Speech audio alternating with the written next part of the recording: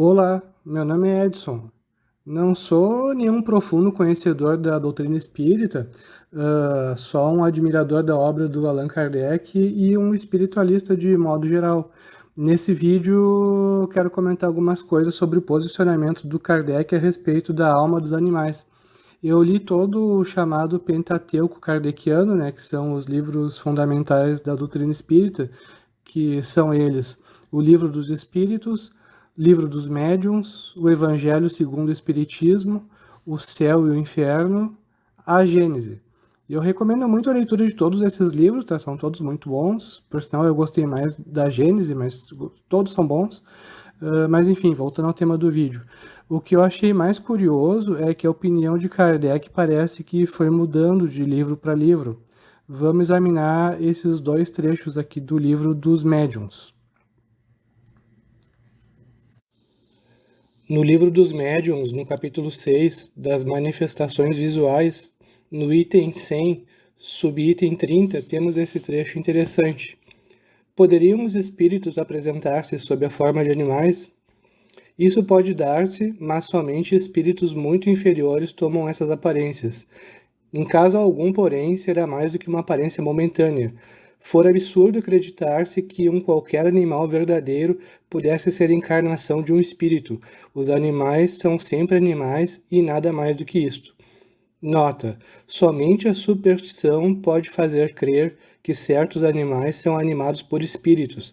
É preciso uma imaginação muito complacente ou muito impressionada para ver qualquer coisa de sobrenatural nas circunstâncias um pouco extravagantes em que eles algumas vezes se apresentem.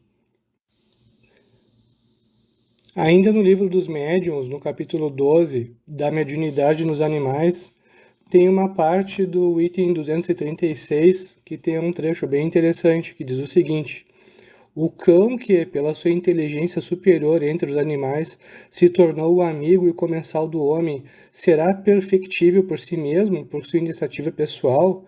Ninguém ousaria afirmá-lo, porquanto o cão não faz progredir o cão. O que, dentre eles, se mostra mais bem educado sempre foi pelo seu dono. Desde que o mundo é mundo, a lontra sempre construiu sua choça em cima d'água, seguindo as mesmas proporções e uma regra invariável. Os rouxinóis e as andorinhas jamais construíram os respectivos ninhos, senão do mesmo modo que seus pais o fizeram. Um ninho de pardais de antes do dilúvio, como um ninho de pardais dos tempos modernos, é sempre um ninho de pardais, edificado nas mesmas condições e com o mesmo sistema de entrelaçamento das palhinhas e dos fragmentos apanhados na primavera, na época dos amores. As abelhas e formigas, que formam pequeninas repúblicas bem administradas, jamais mudaram seus hábitos de abastecimento, sua maneira de proceder, seus costumes, suas produções. A aranha, finalmente, tece a sua teia sempre do mesmo modo. Por outro lado, se procurardes as cabanas de folhagens e as tendas das primeiras idades do mundo, encontrareis, em lugar de umas e outras, os palácios e os castelos da civilização moderna. As vestes de peles brutas sucederam os tecidos de ouro e seda. Enfim, a cada passo achais a prova da marcha incessante da humanidade pela senda do progresso. Desse progredir constante, invencível e irrecusável do espírito humano e desse estacionamento indefinido das outras espécies animais, há vez de concluir comigo que, se é certo que existem princípios comuns a tudo o que vive e se move na Terra, o sopro e a matéria, não menos certo é que somente vós, espíritos encarnados, estáis submetidos à inevitável lei do progresso, que vos impele fatalmente para adiante e sempre para adiante. Deus colocou os animais ao vosso lado como auxiliares para vos alimentarem, para vos vestirem, para vos secundarem. Deu-lhes uma certa dose de inteligência porque, para vos ajudarem, precisavam compreender, porém lhes outorgou inteligência apenas proporcionada aos serviços que são chamados a prestar. Mas, em sua sabedoria, não quis que estivessem sujeitos à mesma lei do progresso. Tais como foram criados, se conservarão e se conservarão até a extinção das suas raças.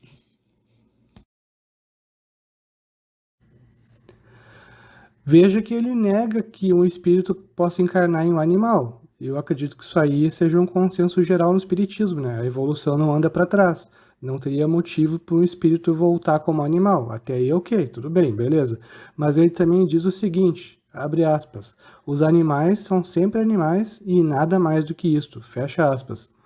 Também ele diz que os animais, embora tenham alguma inteligência, não podem progredir por si mesmos, que os animais estariam aqui apenas para servir, para ser alimento, para nos vestirem. Ele diz, abre aspas, tais como foram criados, se conservaram e se conservarão até a extinção de suas raças. Fecha aspas. No Livro dos Espíritos, a coisa muda um pouquinho de figura. Kardec já levanta esse assunto de os animais serem criados com a finalidade de serem perpetuamente destinados a serem inferiores, e que isso parecia estar em desacordo com a obra de Deus. Vamos ver esse trecho agora sobre isso. No Livro dos Espíritos, no capítulo 11, Os Três Reinos, são abordados vários assuntos sobre os animais, inclusive é um capítulo muito interessante que vale a pena ser lido e estudado na íntegra, mas segue abaixo um trecho apenas pertinente a essa nossa análise. É o item 604. Os animais, mesmo os aperfeiçoados nos mundos superiores, são sempre inferiores ao homem. Isso significa que Deus teria criado seres intelectuais perpetuamente destinados à inferioridade, o que parece estar em desacordo com a unidade de vista e de progresso que se distingue em todas as suas obras. E aí a resposta. Tudo se encaixa na natureza pelos laços que não podeis ainda compreender, e as coisas mais desiguais na aparência têm pontos de contato que o homem nunca chegará a compreender na sua condição atual. Ele pode entrevê-los pelo esforço de sua inteligência, mas somente quando essa inteligência tiver adquirido todo o desenvolvimento e estiver livre dos preconceitos, do orgulho e da ignorância é que poderá ver claramente na obra de Deus. Enquanto isso não acontece, suas ideias limitadas lhe fazem ver as coisas sob um ponto de vista mesquinho e restrito. Sabei bem que Deus não pode se contradizer e que tudo na natureza se harmoniza pelas leis gerais que nunca se afastam da sublime sabedoria do Criador. No entanto, a resposta é um pouco vaga e, em resumo, diz que a gente não tem inteligência para entender claramente a obra de Deus.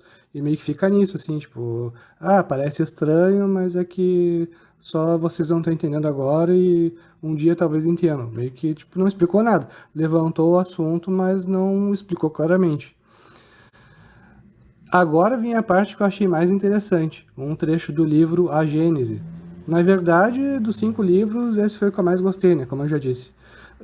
Tem horas que esse livro aí parece até um livro de ciência. Fala de movimentos da Terra, da Lua, dos planetas e tudo com muita precisão e com uma ótima didática, e isso aí no ano de 1868, né? Eu não sei como é que ele já tinha conseguido estudar tanta coisa lá naquela época. Mas já estou desviando de novo do assunto, né? Vamos de novo. Vamos ouvir o trecho do livro. A Gênese, capítulo 11. Gênese espiritual. Encarnação dos espíritos. Item 23. Tomando-se a humanidade no grau mais ínfimo da escala espiritual, como se encontra entre os mais atrasados selvagens, perguntar-se-á se é aí o ponto inicial da alma humana. Na opinião de alguns filósofos espiritualistas, o princípio inteligente, distinto do princípio material, se individualiza e elabora, passando pelos diversos graus da animalidade. É aí que a alma se ensaia para a vida e desenvolve, pelo exercício, suas primeiras faculdades. Esse seria para ela, por assim dizer, o período de incubação. Chegada ao grau de desenvolvimento que esse estado comporta, ela recebe as faculdades especiais que constituem a alma humana. Haveria assim filiação espiritual do animal para o homem, como há filiação corporal.